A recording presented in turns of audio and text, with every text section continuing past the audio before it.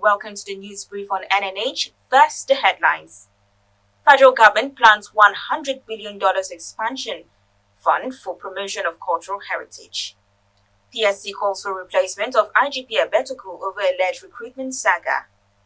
Rivers Governor Siminalayi Fubara swears in caretaker chairman for local government areas. The details of these and more, my name is Joanne Davo. Welcome to the news.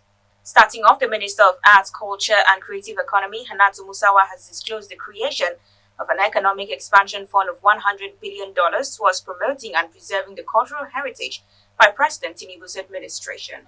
Represented by the Director of Cultural Industry and Heritage, Reverend Ben Ugo, at the 2024 Ojude Oba Festival held at the Ojude Oba Pavilion in Ijebu-Ode on Tuesday, 18th June 2024, the minister acknowledged the cultural diversity of Nigeria, while noting that the federal government is working towards making the country a cultural hub by the year 2030. Ugo said the annual Ojude Oba Festival is being considered to be listed as a United Nations Educational, Scientific and Cultural Organization's World Cultural Heritage. On his part, Ogun State Governor Dapo Abiodun said that his administration was committed to making the Ojude Oba Festival a global event. The governor said the annual event has risen from a mere gathering of Ijebu people, but to an event that attracts both national and global audience. The Joint Union Congress of the Police Service Commission (PSC) has called on President Bola Tinubu to dismiss the Inspector General of Police Kayode Abetoku over his alleged interference with the recent recruitment of police constables. At a press briefing on Wednesday, 19th June 2024, in Abuja, the union claimed that some top officers within the Nigeria Police Force tried to smuggle names during the recruitment process. The aggrieved members of the union also alleged that the NPF intends to prevent the president from noticing unpreparedness of the police training school to handle the training of the recruits owing to the depleted state of facilities.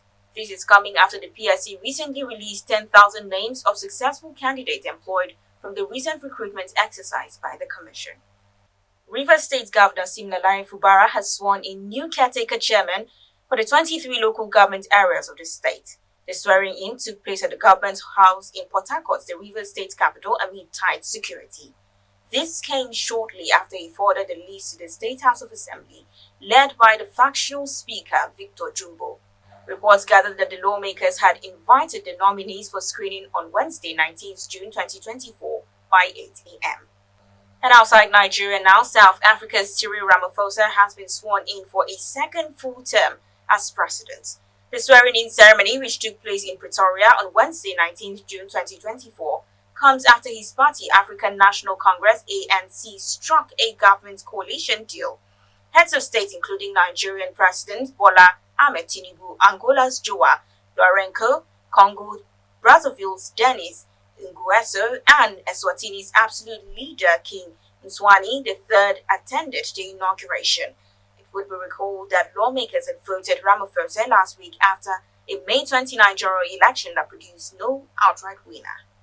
Lastly, in sports, the NFF Executive Committee has finally accepted the resignation of Finidi George as Super Eagles coach. The NFF reportedly refused to initially accept the resignation because the letter by Finidi was unsigned. Finidi quit his post following the decision of the NFF to appoint a foreign technical advisor to boss him. In his address to NFF President Ibrahim Gusau, he said that in the light of the changes to the Super Eagles technical crew he headed, and which had several persons handpicked by him, he was opted to step down from his post as head coach of the Super Eagles. That's the much we can take on the news now. Join us subsequently for more stories.